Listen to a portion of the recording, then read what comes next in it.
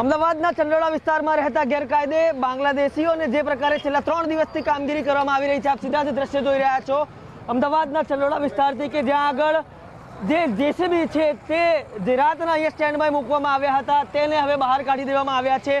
એક બાદ એક સૌપ્રથમ અમદાવાદ ક્રાઇમ બ્રાન્ચની ટીમ, અમદાવાદ ક્રાઇમ બ્રાન્ચના અધિકારીઓ છે તેઓ અહીંયાથી રવાના થયા અને ત્યારબાદ હવે જે જેસીબી છે તેને આખરે બહાર કાઢવામાં આવ્યા છે અને આ જેસીબી છે તેમણે પોતાનું કામ છે તે શરૂ કરી દીધું છે। ખાસ કરીને 2000થી વધુ પોલીસ જવાનોનો કાફલો છે તે અહીંયા તૈયાર કરવામાં આવ્યો છે। તકેદારીના ભાગરૂપે તેમને અહીંયા ખડે પગે રાખવામાં આવ્યા છે। તો બીજી તરફ 50થી વધારે જે જેસીબી છે તે અહીંયા લગાવવામાં આવ્યા છે, 50થી વધારે ડમ્પર છે તે અહીંયા લગાવવામાં આવ્યા છે। આ સીધો જ નજારો છે અમદાવાદના ચંડોળા તળાવ ખાતેનો, કે જ્યાં આગળ ખૂબ મોટા પ્રમાણમાં જે ગેરકાયદે વસતા લોકોની જે સંખ્યા છે, પાછલા 3 દિવસથી જે કામગીરી થઈ છે, ખાસ કરીને આ જે વિસ્તાર છે તે મિની બાંગ્લાદેશ તરીકે ઓળખાતો હતો।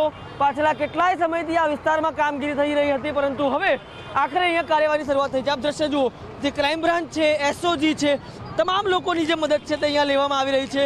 2000થી વધારે જે પોલીસ કર્મચારીઓ છે તે અહીંયા જોડાયા છે કામગીરીમાં।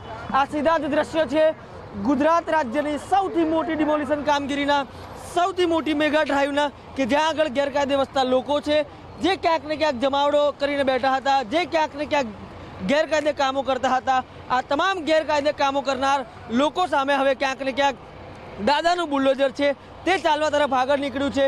જે ગેરકાયદે કામો કરનાર છે તેમને ઉપર ક્યાંક ને ક્યાંક રોક લગાવવા માટે સરકારની જે કાર્યવાહી છે તે હવે થોડીક જ વારમાં શરૂ થવા જઈ રહી છે।